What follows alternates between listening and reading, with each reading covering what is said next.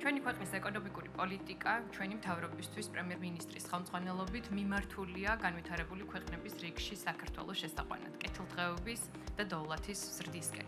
აღნიშნული გზა თავის მხრივ ათობით სხვადასხვა მიმართულებით კომპლექსურ ძალისხმევას საჭიროებს, მათ შორის როგორიც არის კერძო ინვესტიციების ხელშეწყობა, ფინანსებზე ხელმისაწვდომობის ზრდა, საექსპორტო ბაზრების დივერსიფიცირება, ისევე როგორც ახალი სამუშაო ადგილების შექმნა და დღევანდელი საწარმოს გახსნაც არის ნათელი მაგალითი ყოველივე ზემოაღნიშნულის, როგორც უკვე აღინიშნა, საწარმოში დღევანდელი დღის მდგომარეობით დასაქმებულია 400-ზე მეტი ადამიანი, ინვესტიციის მოცულობამ გადააჭარბა $80 მილიონ და რაც განსაკუთრებით მნიშვნელოვანია, საწარმოს ყოველწლიური წარმატება 400,000 ტონა სამშენებლო მასალას გადააჭარბებს. სწორედ ეს არის ის მოცულობა, რომელიც დაემატება ჩვენს შიდა ქართულ სამომხმარებლო ბაზარს და სწორედ ეს არის ასევე ის მოცულობა, რომლითაც შემცირდება ჩვენ ქვეყანაში იმპორტის საჭიროება.